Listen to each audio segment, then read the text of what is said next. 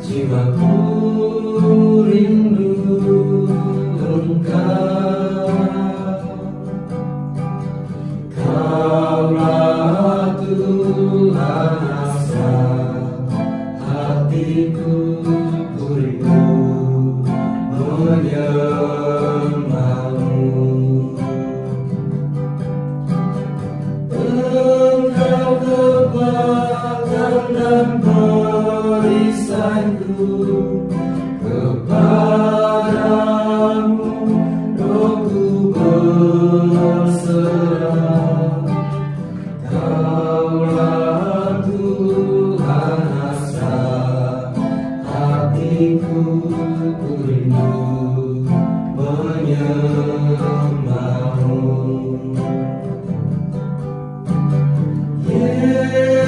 Yesus, Yesus, Kau berarti bagiku.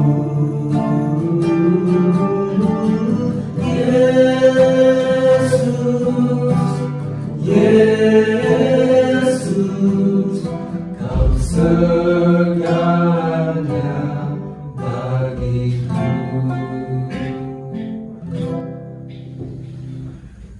Dalam nama Bapa dan Putra dan Roh Kudus. Amin. Allah Tritunggal yang Maha Kudus, Bapa, Putra dan Roh Kudus, kembali kami bersyukur dan terima kasih atas segala kasih dan cinta-Mu yang boleh kami alami hingga saat ini, khususnya kesehatan yang kami miliki. Pada kesempatan ini ya Tuhan, kami mohon biarkanlah kuasa Roh Kudus-Mu sendiri yang membimbing dan menyertai kami sepanjang pertemuan kami pada kesempatan ini, agar kami semakin mengenal Engkau melalui gereja-Mu yang kudus. Kami serahkan ini semuanya ke dalam tangan-Mu ya Tuhan, lewat perantaraan Kristus Tuhan kami. Amin. Dalam nama Bapa dan Putra dan Roh Kudus. Amin. Halo orang muda Katolik, saudara-saudari sekalian dimanapun berada. Apa kabar semuanya? Semoga semuanya baik-baik saja. Salam damai sejahtera untuk kita semua, dan selamat bertemu dalam katekese kita kali ini. Tema yang akan kita dalam bersama melalui katekese kita kali ini adalah tentang ciri-ciri gereja Katolik. Mengapa kita memilih tema ini? Bertolak dari minimnya pengetahuan kita tentang ciri-ciri gereja Katolik, maka bersama keempat frater, kali ini kita akan membahas bersama tentang ciri-ciri gereja Katolik itu sendiri. Ciri-ciri gereja Katolik itu sendiri adalah gereja yang satu, gereja yang kudus, gereja yang Katolik, dan gereja yang apostolik. Maka marilah kita mengikuti katekese ini dengan penuh hikmat. Kepada frater semuanya, waktu dan kesempatan diberikan. Saudara-saudari yang terkasih, orang muda Katolik yang dikasih dalam Kristus Tuhan. Pada kesempatan ini saya akan kita bersama-sama akan membahas ciri-ciri gereja, yaitu gereja yang satu. Dikatakan bahwa gereja itu berciri sebagai gereja yang satu, pertama-tama bukan dilihat dari kualitas moralnya, yaitu seperti gereja itu sudah bersatu, atau gereja itu sudah kompak, atau gereja itu sudah rukun. Karena kita lihat sejarah bahwa sebenarnya Kristen itu awal itu adalah satu, tetapi karena adanya masalah maka terpecah belah menjadi Protestan, ada Ortodoks, ada Anglikan, dan banyak agama Kristen lainnya. Jadi dari kesatuan, ciri gereja itu bahwa dikatakan satu itu bukan dilihat dari kualitas moralnya, tetapi pertama-tama dilihat dari kualitas teologi, yaitu terletak pada asal-usul gereja yang berasal dari kesatuan Allah Tritunggal dan kesetiaan pada penetapan Allah Tritunggal itu. Gereja itu satu karena didirikan dan ditetapkan oleh misteri kasih Trinitas, yaitu Bapa, Putra, dan Roh Kudus. Kesatuan yang tak terpisahkan dan kehendak kasih ilahinya yang tunggal inilah yang membuat gereja itu disebut satu. Jadi karena kesatuan Allah, Putra, dan Roh Kudus inilah yang membuat gereja itu menjadi satu.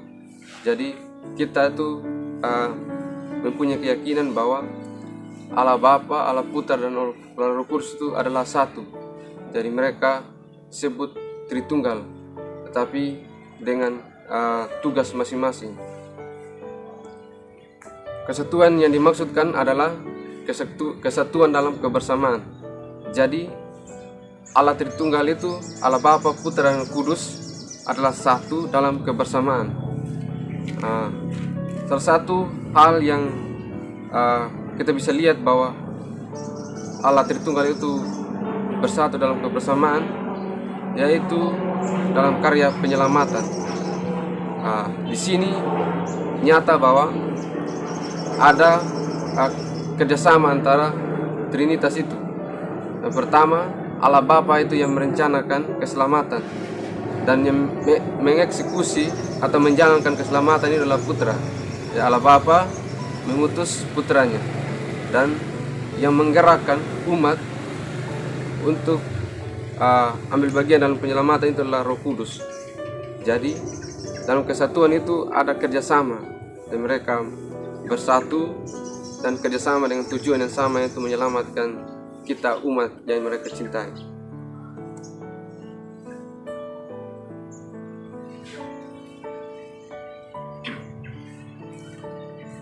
Untuk itu kita sebagai umat Allah yang dikasihi, kita juga sadar bahwa kita harus mengikuti dan meneladani sikap Trinitas itu, yaitu kesatuan dalam kebersamaan.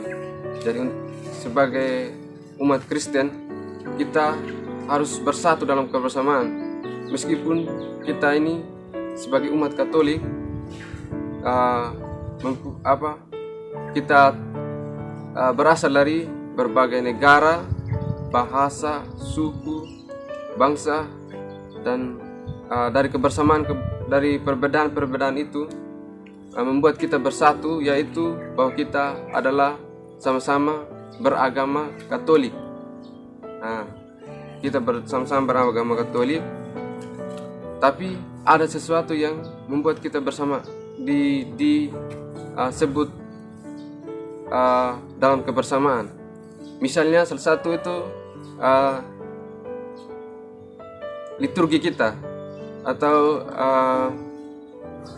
misalnya bacaan-bacaan harian atau bacaan-bacaan mingguan itu untuk seluruh dunia, untuk agama Katolik itu sama. Jadi apa yang dirayakan kita rayakan di sini itu sama dengan apa yang dirayakan oleh Paus di Roma. Jadi itu kesatuan dalam kebersamaan. Salah satu contohnya lagi adalah pertemuan OMK seluruh dunia itu pada tahun 2013 di Brasil. Jadi kita semua orang muda Katolik dari seluruh dunia bersatu dan bersama dalam satu pertemuan itu.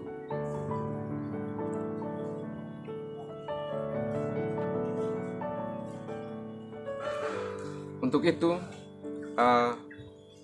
kita umat Kristen kembali lagi dituntut untuk ikut ambil bagian dalam kesatuan dan kebersamaan yang sempurna dalam Allah Tritunggal Maha Kudus.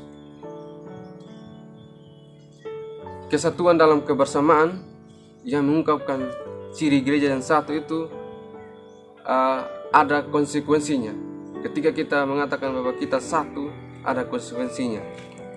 Salah satunya adalah sifat kebersamaan para anggota gereja merupakan unsur hakiki.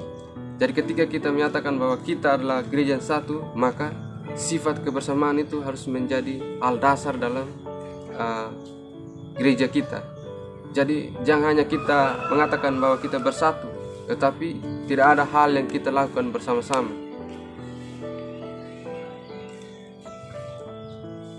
Yang kedua, iman akan menjadi mungkin hanya dalam komunitas.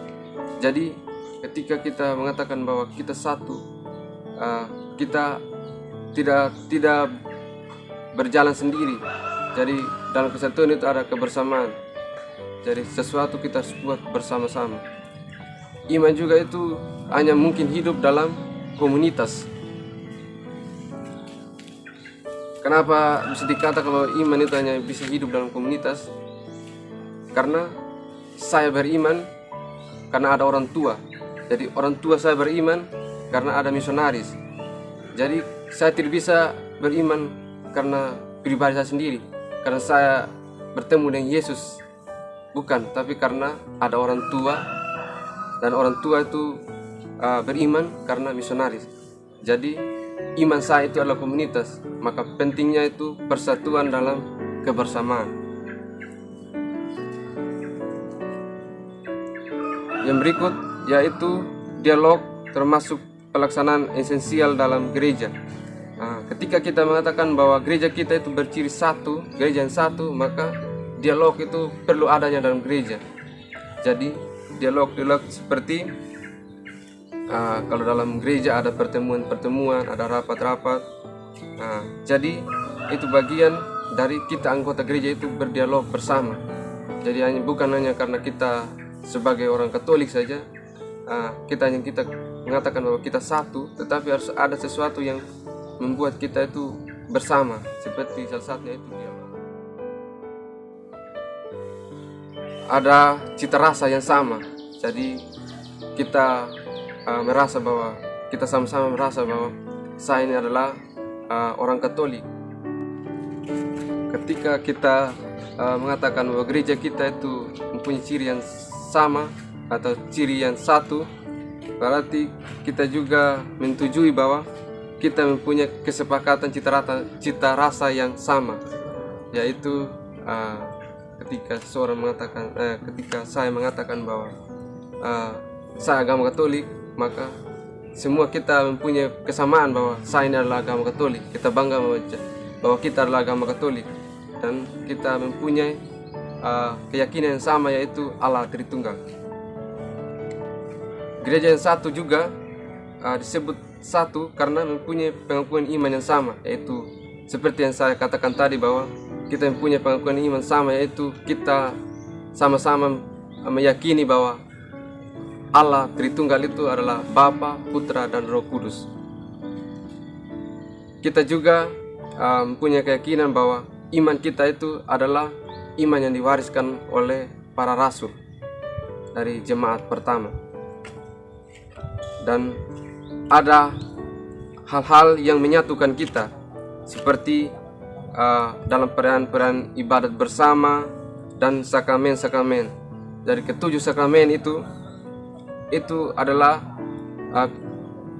sakramen yang dilaksanakan oleh Gereja Katolik di seluruh dunia. Jadi apa yang kita buat di sini itu sama dengan apa yang dibuat di Roma sana. Jadi seperti liturgi kita, liturgi harian itu salah satu hal yang menyatukan kita, sama, bahwa seluruh gereja kita itu satu, yaitu salah satunya liturgi kita itu. Sebagai umat Kristen yang dikasih oleh Allah Tritunggal, kita harus bangga menjadi orang Katolik dan mempunyai ciri gereja yang satu. Untuk itu kita dituntut untuk terus bersatu dalam kebersamaan. Terima kasih. Ciri gereja Katolik yang kedua yaitu gereja yang kudus. Kata kudus atau suci merupakan ungkapan sifat dasar dan mengandung arti khusus bagi Tuhan. Dalam pelaksanaannya, sikap kudus sebenarnya memiliki arti yang dikhususkan bagi Tuhan, Jadi kekudusan itu menyangkut seluruh bidang keagamaan yang menjadi ruang lingkup kehidupan Tuhan. Pada dasarnya, Yang Kudus itu adalah Allah, dan gereja menerima kekudusan sebagai anugerah dari Allah dalam Kristus oleh iman.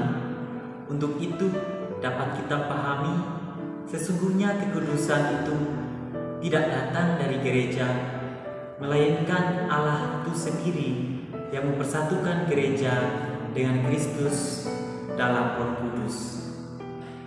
Jadi kekudusan ini pada dasarnya tidak diartikan secara moral, tetapi secara teologial. Jadi kekudusan ini pada dasarnya tidak diartikan secara moral, tetapi secara teologial, yaitu menyangkut keberadaan dalam lingkup hidup Allah. Kategori kudus bukan soal baik buruknya tingkah laku kita, melainkan bagaimana hubungan kita dengan Allah. Tetapi jangan diartikan bahwa kehidupan yang sesuai dengan kaidah moral itu tidak penting dalam hidup kita. Dalam gereja Katolik, meyakini diri kudus bukan karena setiap anggotanya kudus, tetapi semua itu dikarenakan oleh panggilan Tuhan. Kita dapat lihat dalam Injil Matius bab 5 ayat 48, "Hendaklah kamu sempurna sebagaimana Bapakmu di surga sempurna adanya." Kemudian kita lihat juga di Lumen Gentium 26, diharapkan dari diri seseorang yang telah terpanggil kepada kekudusan seperti itu juga menanggapinya dalam kehidupannya sehari-hari yang sesuai dengan kaidah-kaidah moral. Maka tata mengenai kehidupan moral itu sangat penting. Kekudusan bukan soal bentuk kehidupan seperti menjadi imam, suster, bruder, melainkan sikap yang dinyatakan dalam kehidupan sehari-hari. Artinya bukan bentuk kehidupannya, melainkan sikap yang keluar dari diri kita. Kekudusan itu terungkap dari berbagai macam cara dalam diri setiap orang. Artinya gereja bukanlah suatu sikap yang seragam dengan maksud setiap orang dengan talenta masing-masing ikut ambil bagian dalam kekudusan gereja yang harus diperjuangkan dan dipertahankan terus-menerus. Singkat kata, dapat kita pahami bahwa gereja yang kudus itu dapat kita lihat, pertama, sumber dari mana ia berasal, dan yang kedua, tujuan kemana ia diarahkan, ketiga, unsur-unsur yang ilahi yang ada di dalamnya. Apa maksud dari semua itu? Pada bagian pertama, artinya gereja didirikan oleh Kristus. Gereja menerima kekudusan dan Kristus dengan kekuatan doanya. Kemudian pada bagian kedua, gereja bertujuan untuk memuliakan Allah dan menyelamatkan umat manusia, sehingga jiwa gereja itu kudus, sebab jiwa gereja itu ialah Roh Kudus sendiri. Kemudian unsur-unsur ilahi yang autentik yang berada dalam gereja adalah kudus. Misalnya terdapat pada sakramen-sakramen dan ajaran-ajaran. Inilah beberapa unsur mengapa gereja itu disebut gereja yang kudus. Untuk itu saya menarik kesimpulan bahwa kekudusan itu ialah Tuhan yang hadir dalam gereja itu sendiri, yang mana Ia menjadi sumber kekuatan dan mencurahkan berlimpah berkat kekudusannya melalui sakramen-sakramen yang kita dapatkan melalui gereja. Sekian penjelasan mengenai gereja yang kudus. Saudara-saudara yang terkasih dalam Kristus, ciri gereja yang ketiga adalah gereja yang berciri Katolik. Kata Katolik berarti umum atau universal.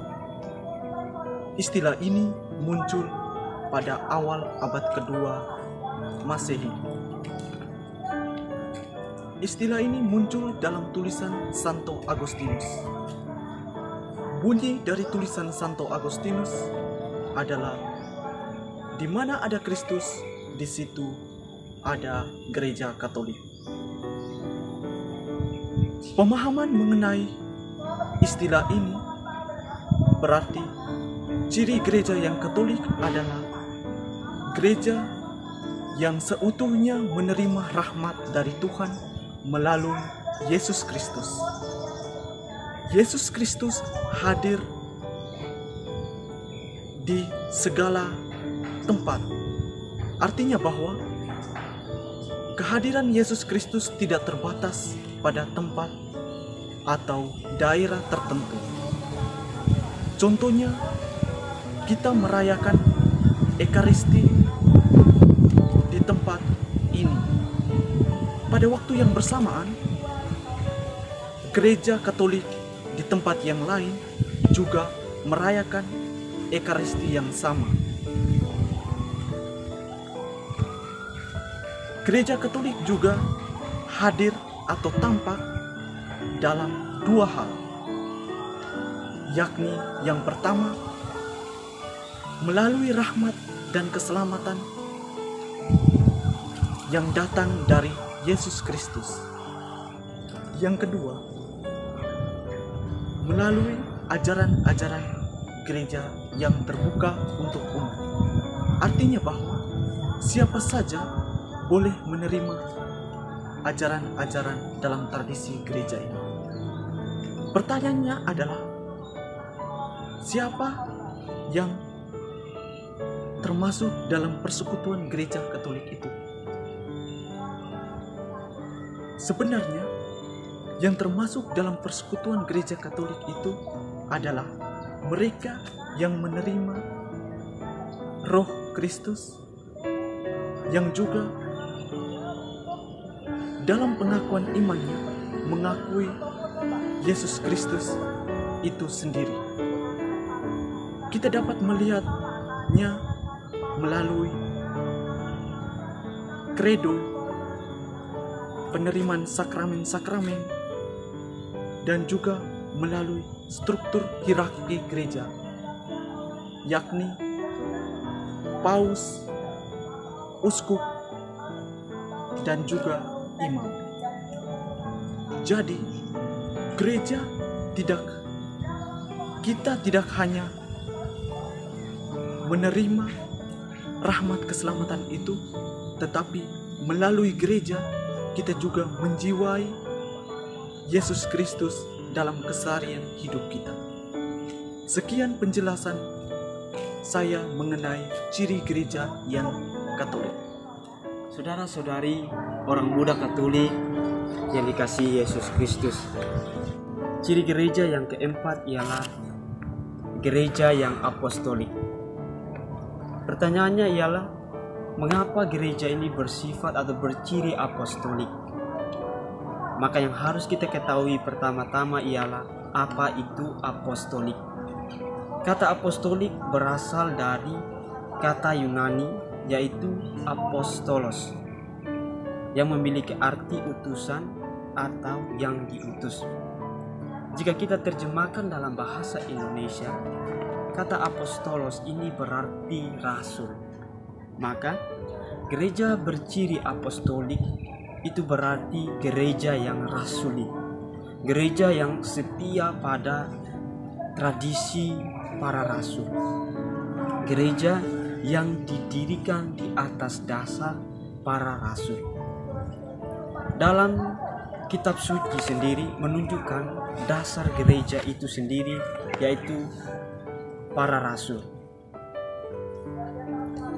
Hal ini kita bisa lihat pada Perjanjian Baru, yaitu surat Rasul Paulus kepada jemaat di Efesus bab 2 ayat 19 sampai dengan 20. Demikianlah kamu bukan lagi orang asing dan pendatang, melainkan kawan sewarga dari orang-orang kudus dan anggota-anggota keluarga Allah yang dibangun di atas dasar para rasul dan para nabi dengan Kristus Yesus sebagai batu penjuru. Dalam hal ini berarti bahwa gereja itu adalah atau didirikan di atas dasar para rasul. Ada dua alasan yang bisa menjadi pemahaman kita bersama. Maka ada dua alasan mengapa gereja ini berciri apostolik. Yang pertama ialah dasarnya, dasar dari para rasul, yaitu ajaran para rasul. Kita menerima ajaran Yesus Kristus melalui ajaran para rasul. Mengapa? Karena merekalah saksi utama dari Tuhan Yesus Kristus. Hal ini bisa kita lihat dalam Injil Lukas bab 10 ayat 16. Saya bacakan ayat 10 bab 10 ayat 16. Barang siapa mendengarkan kamu, ia mendengarkan aku.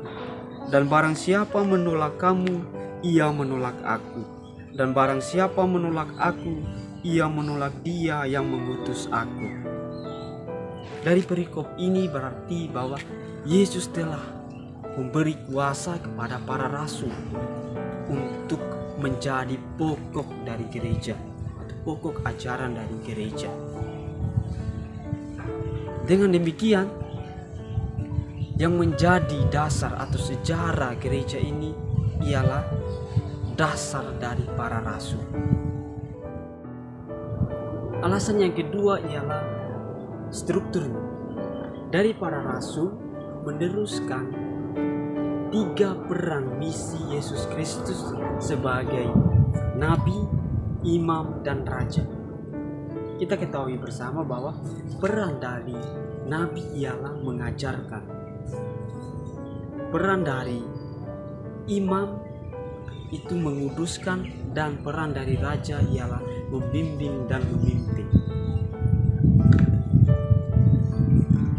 Yang menjadi atau ajaran dasar dan juga strukturnya ini diwariskan kepada siapa? Ialah kepada pengganti-pengganti para rasul, yakni para paus, para uskup, dan juga para imam. Merekalah yang menjadi pengganti-pengganti para rasul. Oleh karena itu, saudara-saudari orang muda Katolik yang dikasihi Yesus Kristus, melalui pengganti-pengganti para rasul, paus, para uskup, dan para imam, kita dibantu lebih mengenal dan memahami Yesus Kristus, dan kita juga dibantu untuk memperoleh keselamatan. Saudara-saudara sekalian, dengan ini katekese kita kali ini sudah selesai. Semoga apa yang telah kita lihat dan telah kita dalami bersama dapat berguna dan bermanfaat bagi perkembangan iman kita. Dan semoga dengan katekese ini kita semakin mengenal Allah, semakin mengenal putranya Tuhan kita Yesus Kristus, dan semakin mengenal gerejanya, yaitu gereja yang satu, kudus, katolik, dan apostolik. Marilah kita menutupi pertemuan kita dengan doa. Dalam nama Bapa dan Putra dan Roh Kudus. Amin. Bapa dalam surga, kami bersyukur dan terima kasih atas kehadiran-Mu di tengah-tengah kami melalui pertemuan kami pada kesempatan ini. Kami mohon kepada-Mu ya Tuhan, biarkanlah tangan dan kasih-Mu tetap membimbing dan menyertai kami sepanjang peristiwa hidup kami di hari-hari selanjutnya. Dikau kami puji Tuhan, kini dan sepanjang segala masa. Amin. Dalam nama Bapa dan Putra dan Roh Kudus. Amin.